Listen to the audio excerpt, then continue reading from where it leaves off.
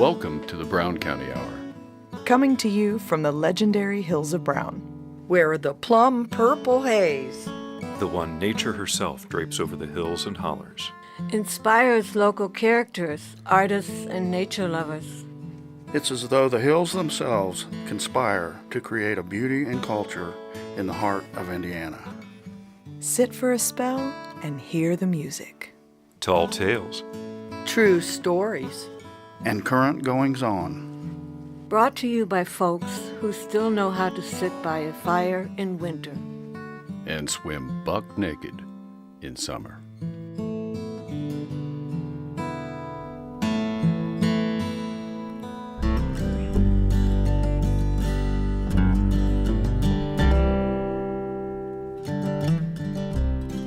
Welcome to episode 86 of the Brown County Hour. This is Dave Seastrom. And Vera Grubbs, along with the rest of the crew. This month's show is a departure from our usual offerings, and we're devoting this entire episode to the addiction epidemic in Brown County. We'll present several viewpoints about this epidemic, including the conversations we recorded with some of the members of the Drug Free Coalition in Brown County. We also have 3 musical guests who bring their own perspective to this issue: Joe Bollinger, Amanda Webb, and Barry Elkins. Brown County is not unique when it comes to drugs and the problems associated with them. From what we've been able to discern, the level of our drug problem is about the same as the counties that surround us. There's no definitive way to know the extent of this issue because some of the people we've talked with think the problem is getting substantially worse, and no one believes we're anywhere near the end of it. What the experts do agree is opioid-related drugs are the most concerning because they so often lead to fatalities, and because of the nature of these drugs, more people are arrested for them. However, by all accounts, methamphetamine represents the biggest problem that affects people in Brown and the surrounding counties. The single largest impediment to recovery is access to treatment. Centerstone is the only treatment center in the county, and they do good work. But they're an outpatient facility.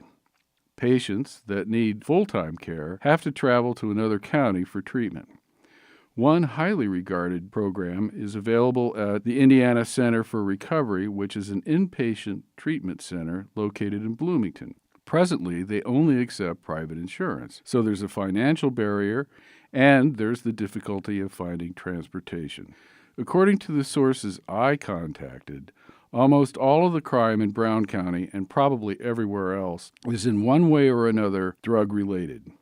It's clear that in order to address crime in general, and specifically the drug addiction epidemic, we have to devote more resources to this issue and create easy and affordable access to treatment. We also need to do all we can by way of education and outreach to discourage drug use in the first place. It is our expressed hope that the Drug Free Coalition in Brown County represents a positive way forward, and through their efforts, the tide will turn for all of the people who are suffering with this problem. Segment 1 begins with an essay that Jeff Tryon recorded in our studio in October of 2017. At the time, we didn't know what to do with it. Jeff succinctly outlined the problem and expressed the frustration many of us felt after years of inaction and half-baked attempts to deal with this problem. We saved this piece knowing that one day we would have a program where this powerful essay would fit in. And as you will hear later in the show, many of the concerns and observations Jeff shared in 2017 are now being addressed by the Drug Free Coalition in Brown County. You can't handle the truth. There was a touching article in the paper a few weeks back by the school superintendent. She is sick and tired of attending the funerals of young people who have died from drug overdoses. I guess for her, the ongoing regional and national opiate epidemic has been hitting pretty hard and particularly close to home. And it seemed like more of a cry for help than an idea of what to do. Her thesis was, we have got to do something about kids killing themselves with heroin and destroying their lives and their families with methamphetamines. But what? What are we going to do about it? More of the same thing that we've been doing for my entire adult life? The so-called war on drugs has been the biggest failure in the history of government programs. Every year of the war on drugs for 40 years, the strength and availability of illicit drugs has increased and the cost has gone down. Even as the taxpayers poured endless billions into the fight, and we as a nation incarcerated more of our citizens than any other nation on earth by a wide margin. And it is time for the taxpayers to have a Dr. Phil moment. How is this working out for us? It's a good sign when civil servants and elected officials actually get their heads up out of the sand long enough to ask the beginning questions. But do they have the courage to stop doing the same things that have failed over and over and to rethink the problem and take a new approach? I doubt it, because we cling so tightly to our treasured notions. We tell ourselves the lies we want to hear, and we put on blinders to everything else. Plain fact is, we've grown accustomed to our lies. We can't handle the truth. We don't want to hear it, so we ignore it. The truth is, opium production in Afghanistan has increased every year since we have had a war going there, and it is now the longest-running war in American history. Every year of our occupation of Afghanistan, opiate and heroin use has gone up in the United States. The truth is, the pharmaceutical companies and the physicians have been complicit in fueling this epidemic by a reckless promotion of OxyContin and other pharmaceutical opiates for profit. They made billions, but the mess they made will cost the taxpayer billions to clean up. The truth is, going after the individual user is a long-term strategy for failure. The amount of drugs involved in an epidemic of this proportion are not coming in stuffed in somebody's shoe or in the false bottom of a suitcase. It is coming in by the plane load and by the truckload, and it is coming in with the complicity, with the cooperation of people in high places or key positions. The truth is, the most damaging and costly drugs in our society by far are alcohol and tobacco, all perfectly legal, accepted, and advertised. Your actual gateway drugs are beer and cigarettes. Kids start sneaking a cigarette or getting hold of some beer, and only much later do they think about what other mind-altering substances they might like to try. The truth is that human beings take drugs. They have always and will always seek ways to alter their consciousness, and they don't necessarily care what their neighbors, the powers that be, or anybody else thinks about that.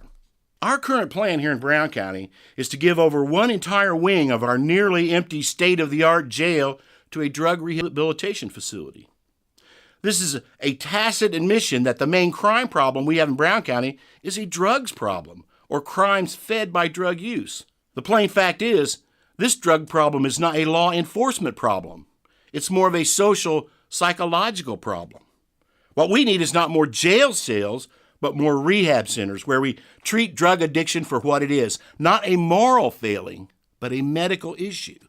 Last year or so, there was an article in the local paper about the growing heroin and opiate abuse problem, which focused on the case study of a young Brown County high school student who had gotten hooked on heroin. Then her parents sent her to a residential drug treatment program somewhere in California for, I think, 6 weeks or longer.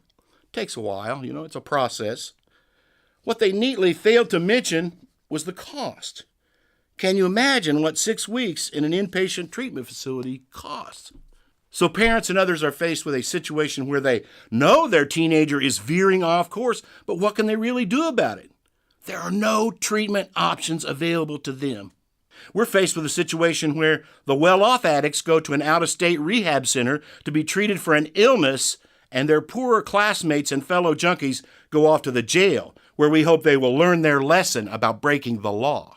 But listen, it's not a law enforcement kind of thing. The sheriff and his department are not trained, equipped, or inclined to treat addiction disorders and mental illness. It's not that kind of thing. We have them for a totally different purpose.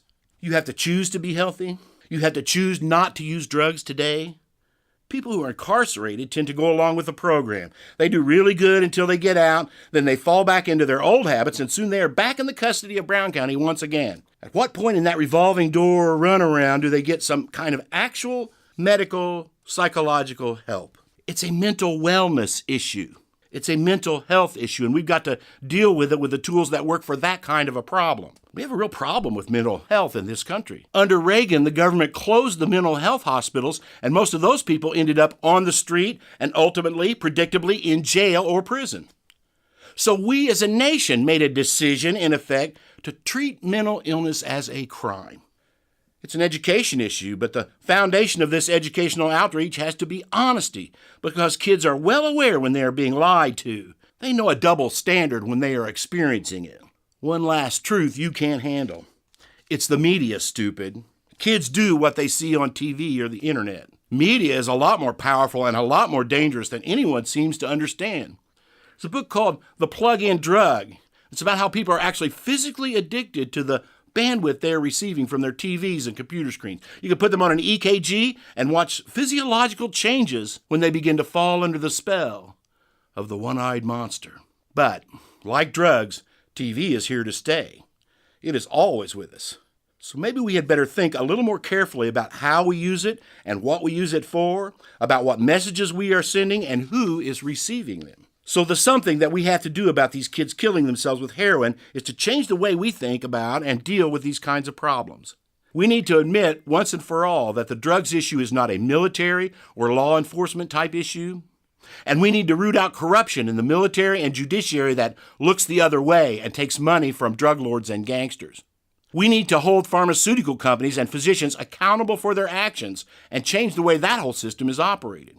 We need to understand that everyone shares the social cost of this drug epidemic. Whether they are rich or poor, it is undermining and destroying our culture and society. We need to understand that incarceration and militarization is much more expensive than appropriate public health programs, which have the side benefit of actually working. We need to make addiction recovery facilities and personnel widely available and cost-free. We need to understand and begin to teach everyone about mental wellness and how to maintain it and how to recognize and react to mental illness. But change is really, really hard. We do love our cherished notions, even when they're killing us. Segment 1 continues with our interview with Superintendent of Brown County Schools, Dr. Laura Hammack, as she and Melissa Tippits explain the origins of the Drug Free Coalition and how they developed the plan they are now putting into action. We close this segment with Joe Bollinger's original tune, Baker Allen Blues. So this evening we have Laura Hammack, who is Superintendent of Schools and is also head of the Drug Free Coalition in Brown County, and they are here to talk about their program and what they're doing. Thank you so much for coming in. We're really grateful to be here.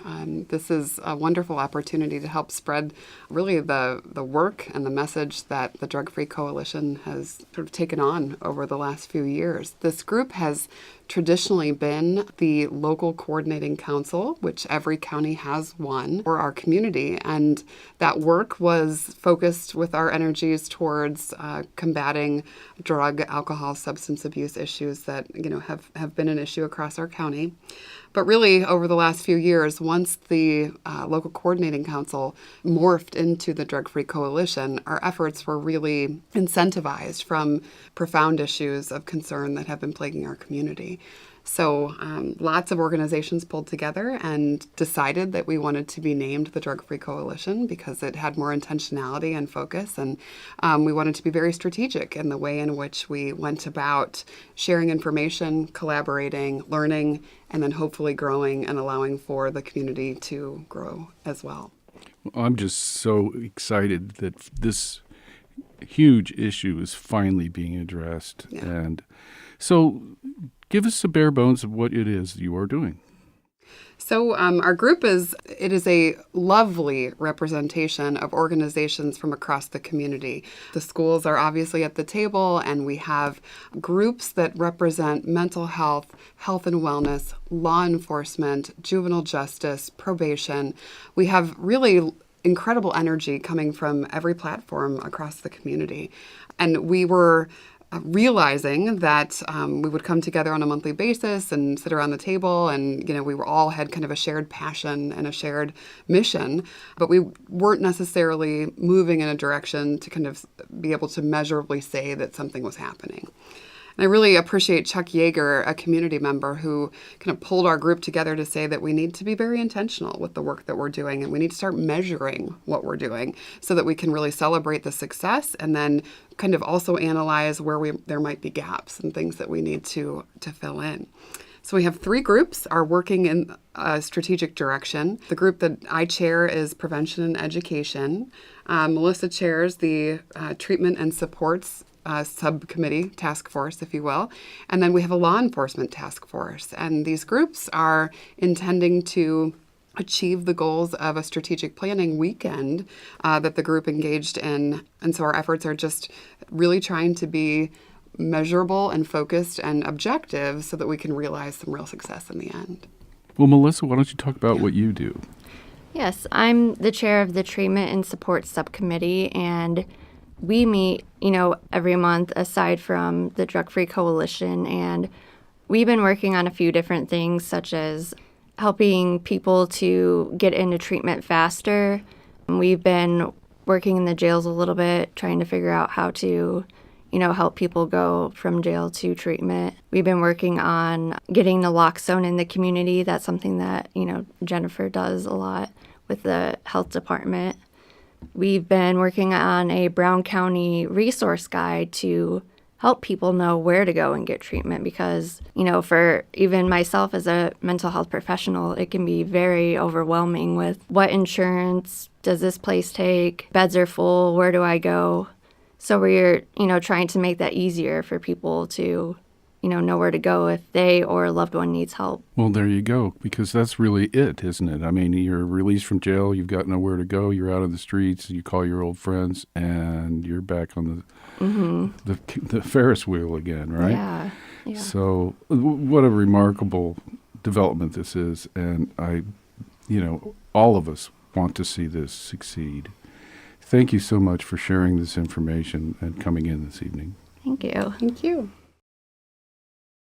My name is Joe Bollinger. I'm here to play a song I wrote. This song's called Baker Allen's Blues. And just like everyone around here, I've seen people I know, not to mention reading newspaper article after newspaper article about people overdosing and dying from this opioid stuff. It strikes me as a true epidemic, a true disaster that people have been sucked into. In some cases, just bad luck. In some cases, they've been conned into it by a pharmaceutical industry that pushed them recklessly. So this is a song in remembrance of all the people who are struggling and who we've lost.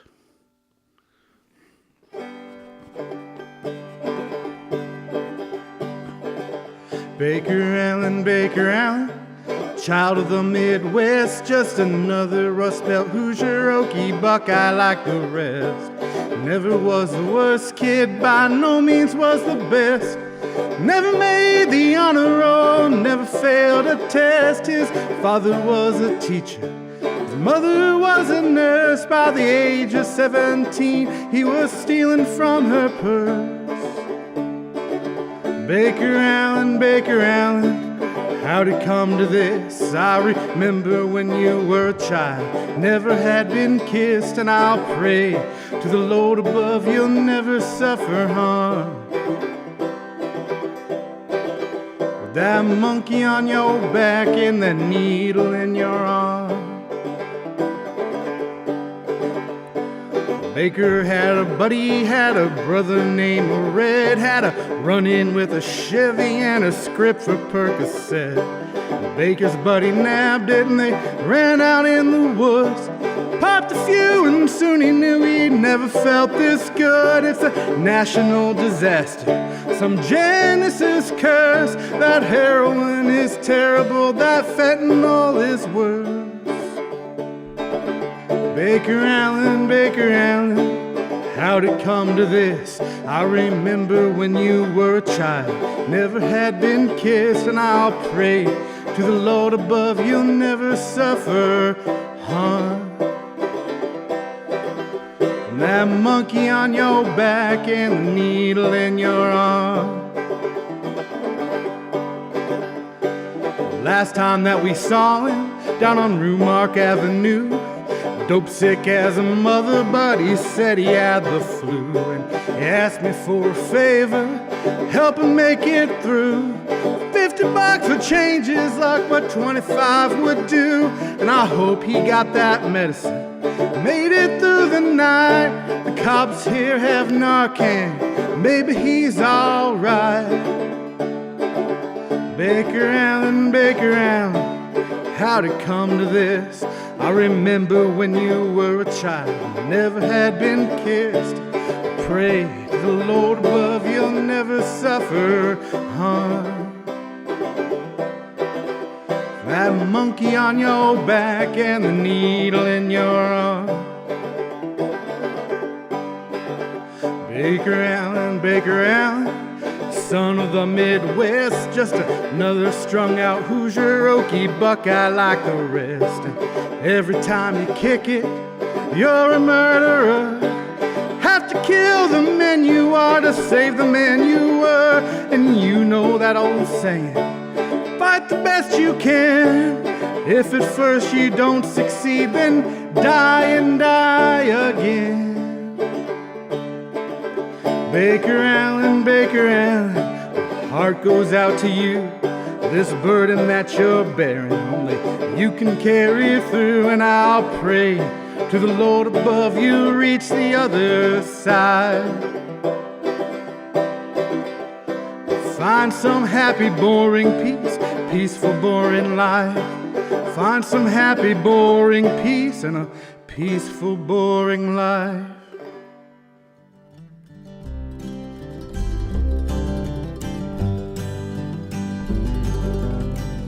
Now we pause for station identification.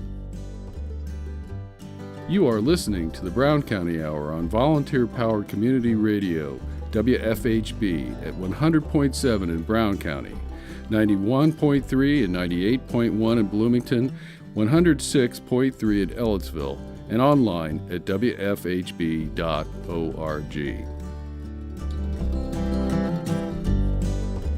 In this segment, we'll listen to a conversation we had with a group called the Recovery Community. They serve as examples of what recovery looks like, and they offer their support by presenting their stories to those who are currently struggling with addiction. We also have a conversation with local musician Amanda Webb, who shares some of her feelings about the issue and the origin of her song, Sailing. This evening, we have an enormous number of people in here representing the Drug Free Coalition of Brown County, Indiana. And our first conversation is going to be with the recovery community. You all want to introduce yourselves? I'm Melanie Tevenoff. I'm Layla Davis. I'm Patrick Stanley.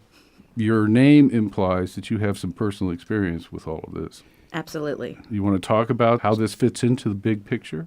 The committee decided to ask recovering addicts in the community to share their voice, be the voice, to help them get what they're trying to do for the community out there from what an addict needs to know what to do. Meaning, to tell your story, to express what your actual experiences are. Yeah, to let the other addicts know, the addicts that are still suffering know that there is hope, to bridge the gap between the hopelessness that you finally get to understand that the resources are here, and we're that voice for the addict who still suffers, even though we are in recovery, but also to help the community get to the addicts that are still suffering. So here you are, you have gone through the process, and you are the example to other people who are still struggling with this process, that there is life at the end of the tunnel. Correct, because we each have our own story, and even though all our stories are different and traumatic to all of us, there is a similarity in being able to come together as a group and share our experiences is how we heal and how we pass on the word that this is possible, that we don't have to give up, and to encourage other people not to give up on us. I can definitely appreciate that. And it occurs to me that you have a perspective that no one else in this room has, and that your voice may, in fact, be amongst the most important voices in the whole conversation. So how are you working with all these other characters that I'm surrounded by tonight? I go to the meetings and they have an agenda and things that they want to get done throughout the year to give people the availability to contact somebody.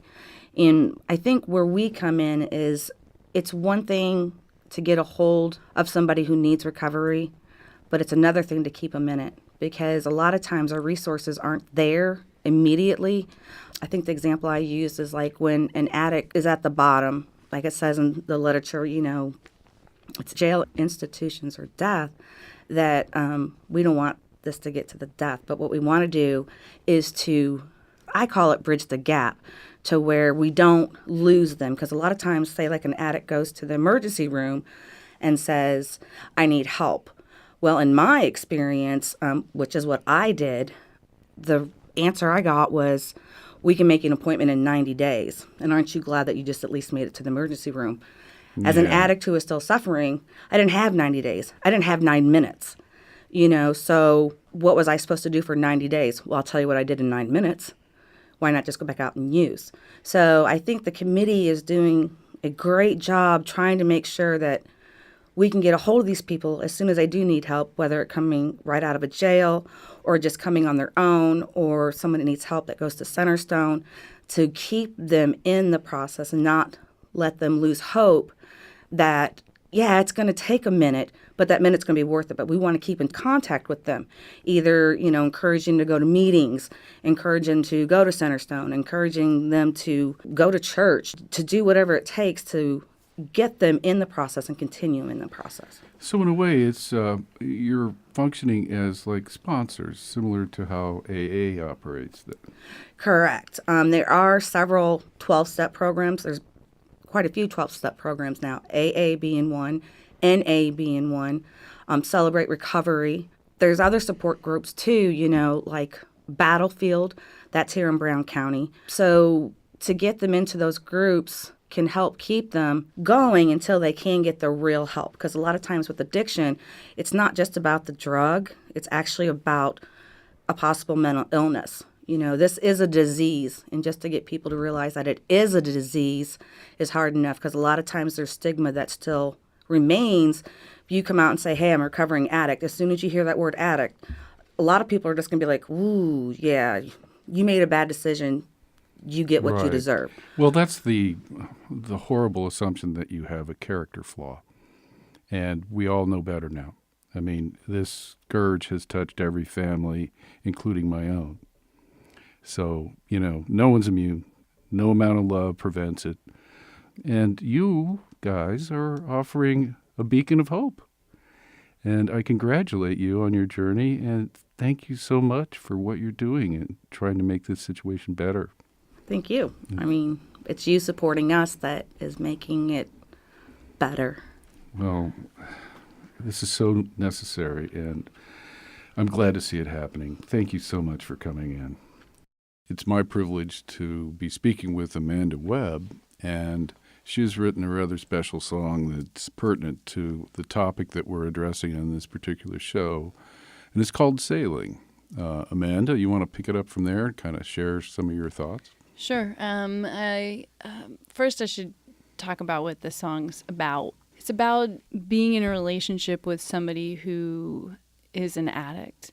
The first line of the song is, I tried to save what couldn't be saved. Because that's to remind me that no matter how hard I try, I can't walk someone away from their addiction. They have to do that. But I can stay with them. And so the whole song is a comparison of sailing out to this other ship, being with them, and no matter what happens, the water is blue and plain and life is just great, or if things are cloudy and there's storms coming, no matter what's going on, all I can do is be there and wait for the next day, because maybe I'm not there and I can't necessarily save them, but I can be there to rescue them when the time comes. If they're ready to go home, if they're ready to come home, then I can still go there. And in my mind, and especially addressing the opioid addiction that we've been fighting so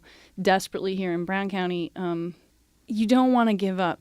It's really hard to stay the course and continue to be there and to watch them as they stumble through all of these changes and to have to deal with their problem sailing alongside with them. But the truth is, if they're still alive, if there's one more day, there is always a chance you're going to bring that person home. There's always that hope. And there's always this, and in sailing, I also struggled in the bridge. It expresses how I struggle with not understanding why this person continues to destroy themselves. I don't work on destroying myself. I don't understand that at all. And I just wish they would be okay. And I can't understand their reasons for doing it. I can't understand why they can't get out of it. I can't understand why it keeps going in the cycles. I just don't get it. It's not a part of me, but it is a part of them, and I love them through it and continue to stay the course because of that hope that one day there's still a chance, that one day. Amanda, thank you very much.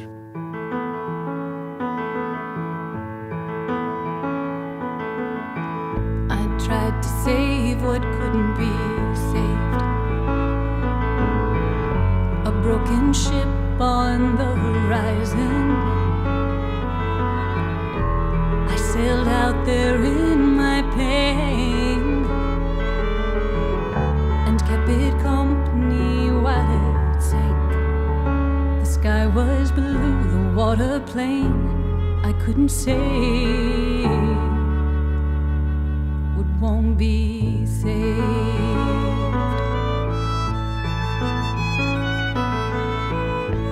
I know that I can't walk on water. This vessel keeps me from the deep. I wrestle with the waves and falter. The spirit calms me when I sleep. The sky turns black, it pours out rain. I can't change what won't be changed.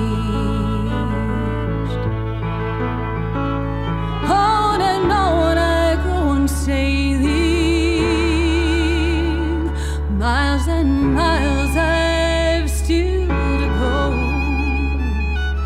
in the changing of the water. I'm tethered to the ebb and flow. I dive deep into your mystery, but I come back every time. I don't understand your reasons, they're not mine.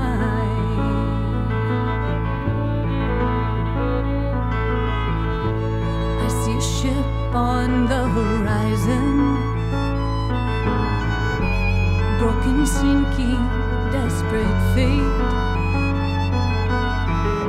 It might be lost before I've started.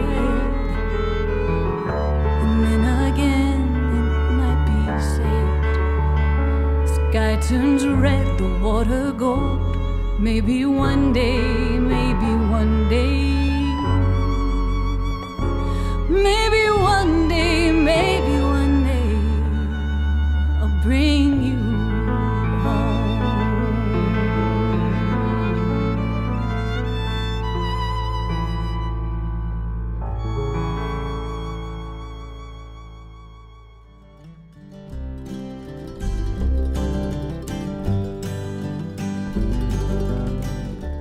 Now we pause for station identification. You are listening to the Brown County Hour on volunteer-powered community radio, WFHB, at 100.7 in Brown County, 91.3 and 98.1 in Bloomington, 106.3 at Ellettsville, and online at WFHB.org.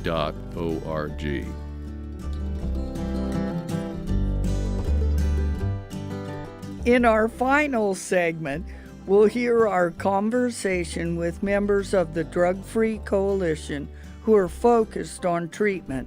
They outline what treatments are available and where you can go to get help. The drug addiction epidemic has touched many lives, and to put a human face on this story, Dave Seastrom reflects on the life of his daughter, Lodie.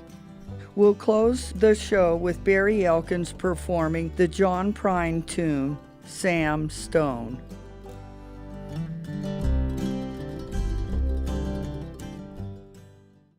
So now we are speaking to a group from the Drug Free Coalition, and they are focused on the treatment end of this whole equation. And I'm going to let them introduce themselves and tell us exactly what it is they're doing. So, I'm Melissa Tippits. I'm the chair of the Treatment and Supports Subcommittee of the Brown County Drug Free Coalition. Okay. I'm Mandy Grilla. I'm the program manager for Centerstone's Mobile Opioid Crisis Response Team. I'm Jennifer Unsworth. I'm the nursing supervisor at the Health Department and the vice chair of the Brown County Drug Free Coalition. What exactly are you focused on? Treatment is a big word. How is that going to be implemented? What are your thoughts in those directions? Treatment, there are a lot of different ways, and it looks different for everyone. But we are working on helping people find treatment. We are working on distributing naloxone in the community. We are working on a resource guide to help people find treatment. Okay. I've heard of this drug. It's different than methadone. It's not quite a true opiate replacement. Is that correct? I think Jennifer could probably speak on that since she is the nurse. Well, Jennifer, share with us what this drug is and how it helps people. The naloxone is an opioid reversal drug. So it stops the opioid reaction in the body and if somebody has overdosed, it allows them to come back. Okay. So is this simply an overdose reversal drug, or is there also a therapeutic aspect to it and continuing treatment? Naloxone is an overdose drug. So you're trying to get this in the hands of law enforcement? Law enforcement, fire departments, counseling centers, churches, schools. Patients and families. Yes, community members. How's that going? It's going very well. I received a grant from Indiana State Department of Health, and I requested 120 doses, and I got those in July. And then I requested 60 more, and then I had a few more. I ended up giving away 183 just from July to December last year. Does that represent the number of lives you saved? I don't know about that. A lot of it has gone to law enforcement and fire departments that come up on. So it's still in circulation. Yes, it's still in circulation. Okay.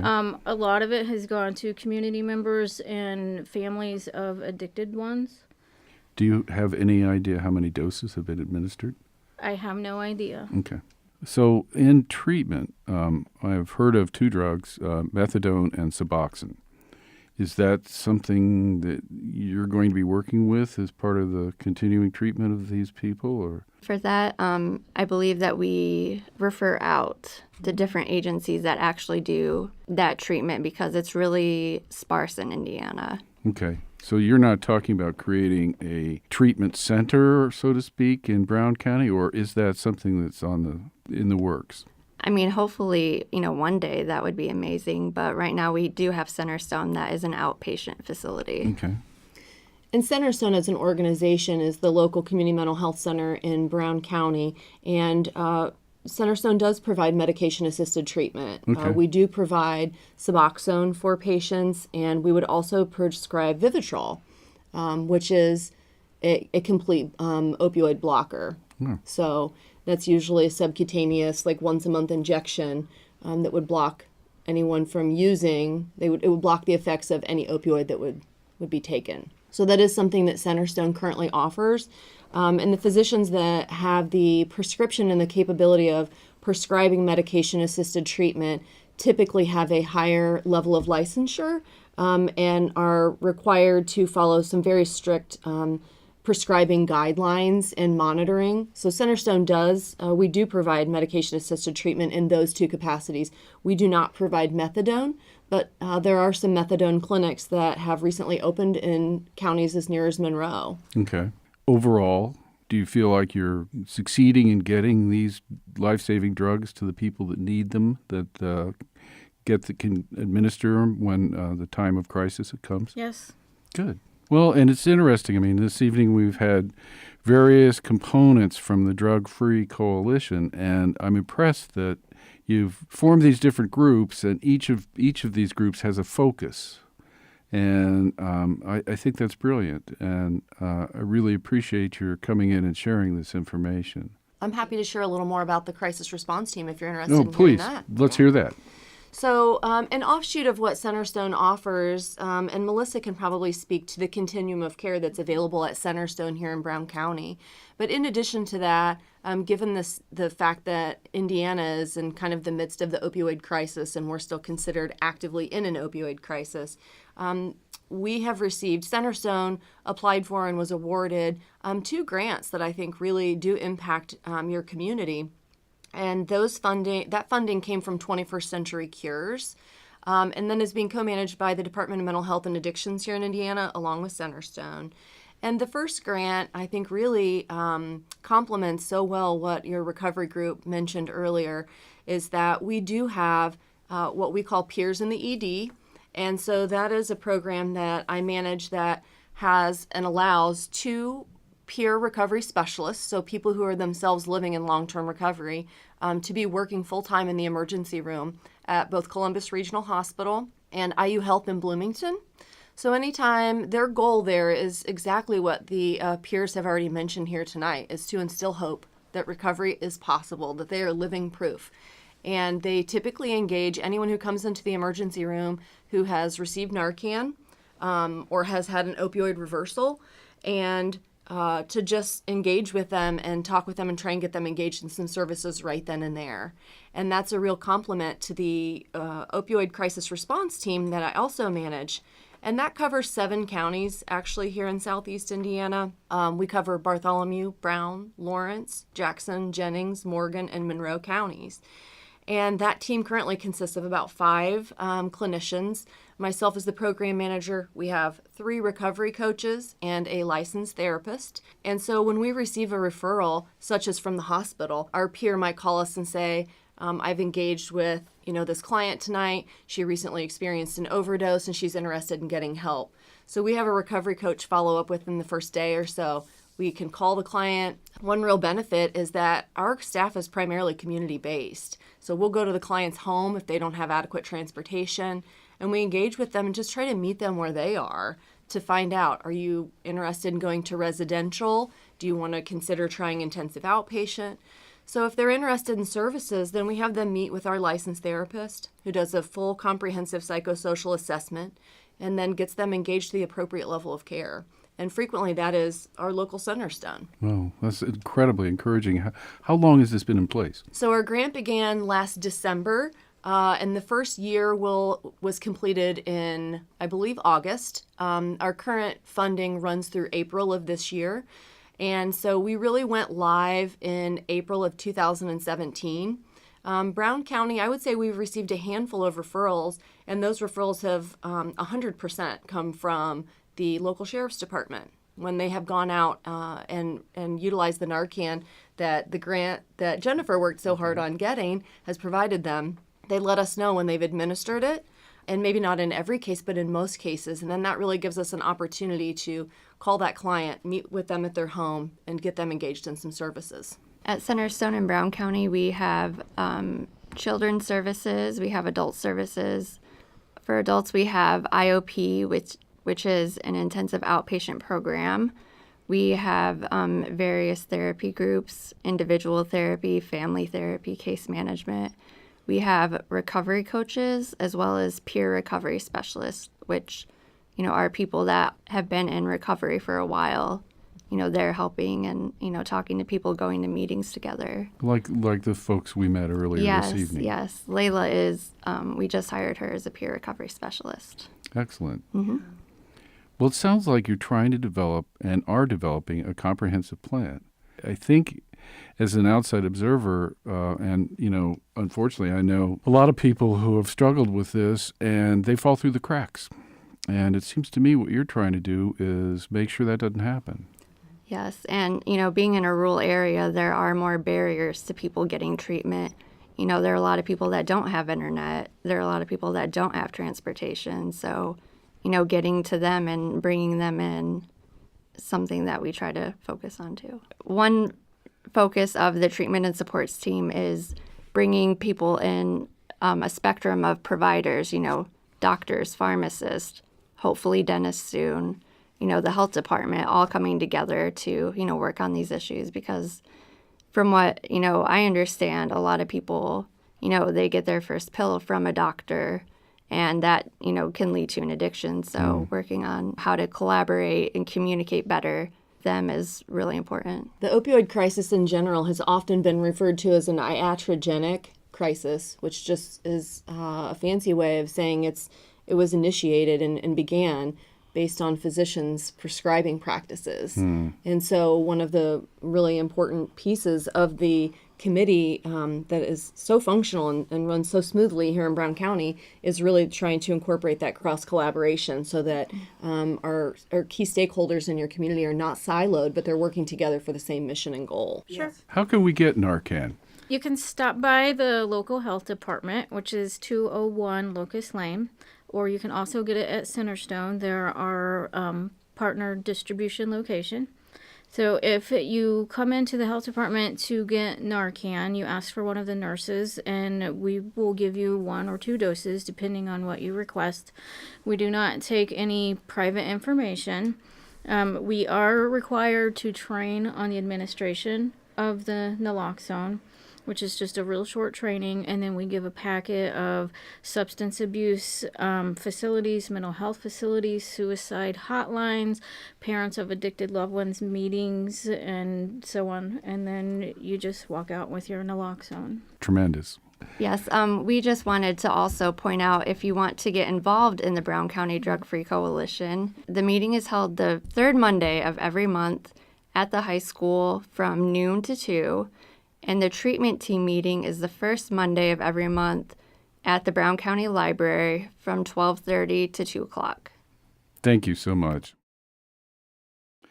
My daughter Lodie was born in our home on 3-Story Hill Road on a cold winter's night in January 27, 1981. Her Aunt Teresa was the midwife, and our very pregnant dear friend Sheila Evans was in attendance. Lodie's brother Ben, who was suffering from a severe cold, spent much of the evening sleeping on a pile of blankets in the corner of the bedroom. Compared to her brother's birth, hers went much quicker and easier, and she was born into my own hands in the early evening. As I placed her into her mother's waiting arms, I called out the news that our baby was a girl. Ben was the first one to speak, and he said, "I love my sister."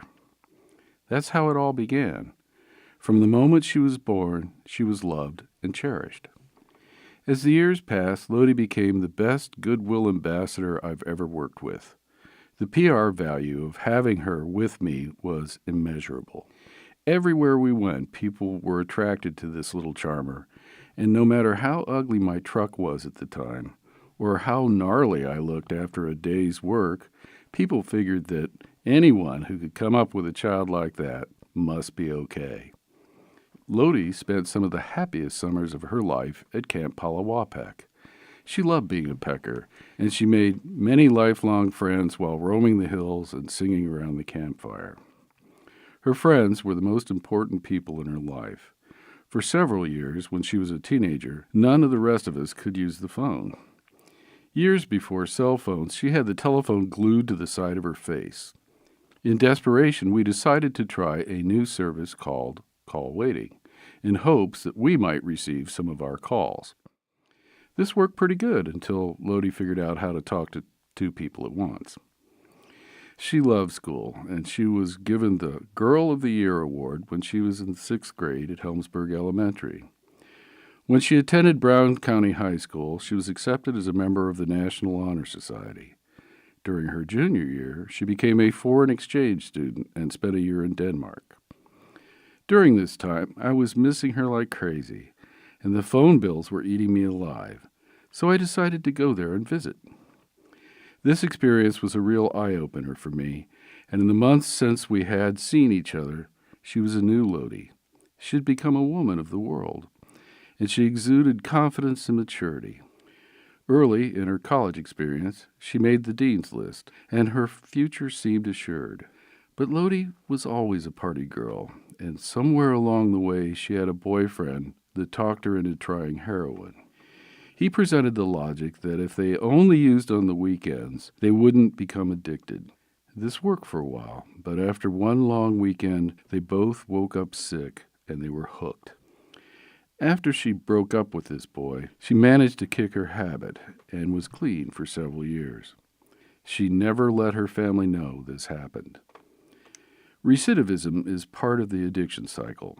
We don't know exactly when she started using again, but by the time she was accepted into nursing school, her habit was out of control.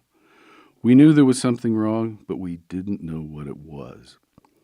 I was so ignorant about addiction at that time, I didn't attribute her behavior to drugs. I thought she was depressed or stubbornly refusing to grow up. I was very worried about her, and I would drop by her apartment unexpectedly or call her at odd hours to see how she was doing. None of this brought me closer to the truth, and somehow Lodie kept her condition hidden from all of us. In the early evening of May 22nd, 2007, Lodie injected a dose of heroin that killed her instantly. She was 26 years old, with her whole life ahead of her. She wasn't found until the next day, and we weren't informed until that evening. We didn't know it at the time, but she was in the vanguard of the opioid addiction crisis that we are now facing. At the time of her death, there were very few treatment options, and I suspect she felt hopeless. There were several people in Lodie's life that knew she was addicted, and no one said anything to us. If you know that someone you care about is going through this, tell their family, because secrecy kills. The point to all of this is that Lodie was loved. She came from a good home, and she was offered lots of advantages in her life. What happened to her can happen to anyone. It's a terrible mistake to assume that addiction is the result of a character flaw. It's not. It's the result of bad choices made by good people. When my daughter died 12 years ago, society was in denial about this issue. Today, we know better, and we are seeing a concerted effort to address this situation. In this month's show, we heard from many people who are trying to make a difference in Brown County, and all of us need to do what we can to help them. This is Dave Seastrom. See you next time.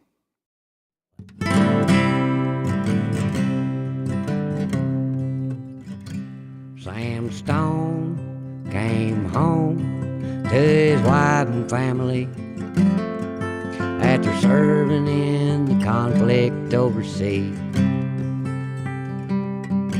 But the time that he'd served had shattered all his nerves and left a bit of shrapnel in his knee.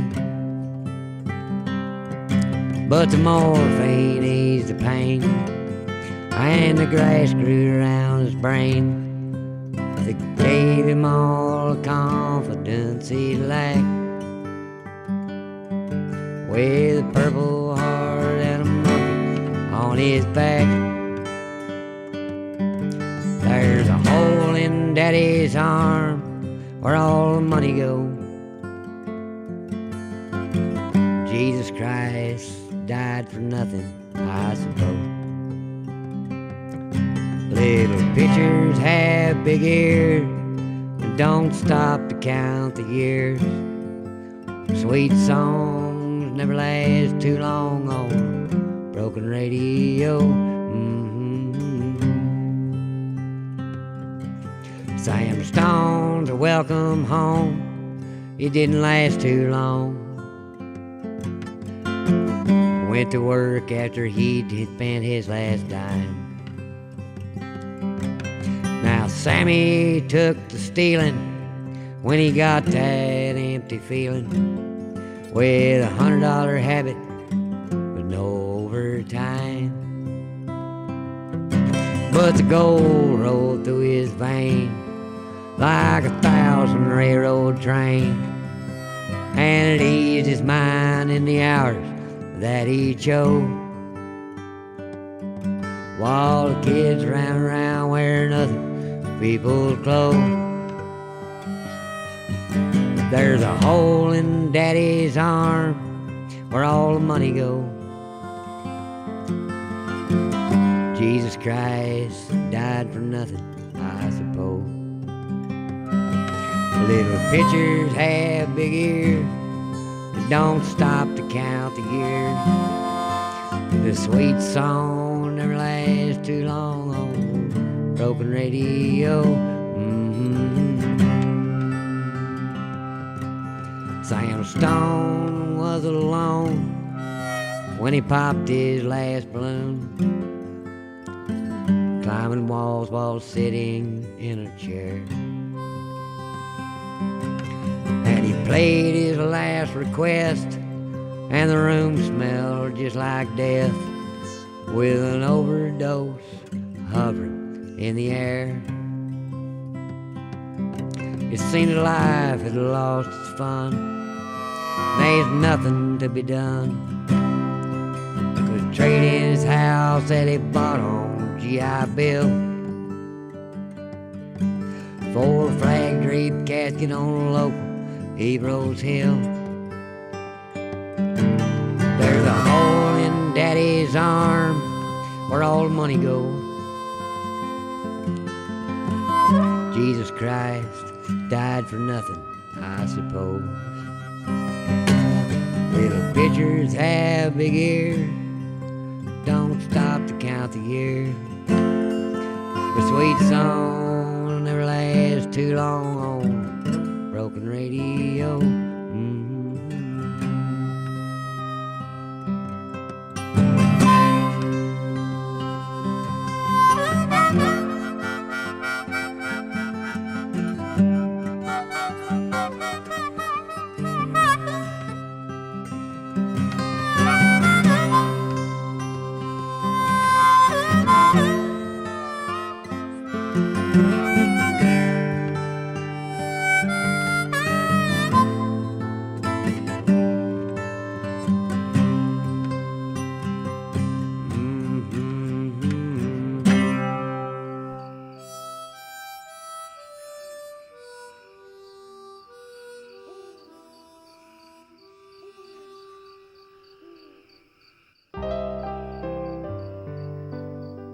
Thanks for tuning in to episode 86 of the Brown County Hour, recorded in our studio at the History Center here in downtown Nashville and brought to you the first Sunday of every month at 9 a.m. and the following Wednesday at 6 p.m. And be sure to look for us on iTunes and Stitcher.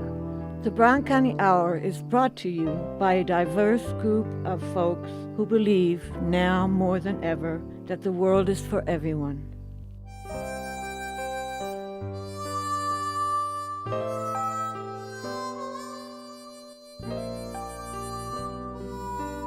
This show was produced by Chuck Wills, Pam Rader, Rick Fettig, Vera Grubbs, Jim Lemon, and Dave Seastrom.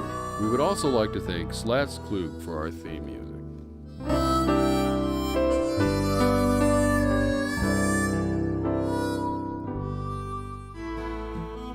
You have been listening to the Brown County Hour, coming to you from deep in the woods of Brown County, Indiana.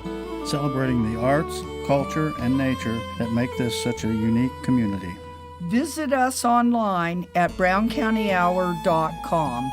The Brown County Hour is a production of WFHB. Volunteer-powered, listener-supported community radio for South Central Indiana. Take me back to my old Brown County home.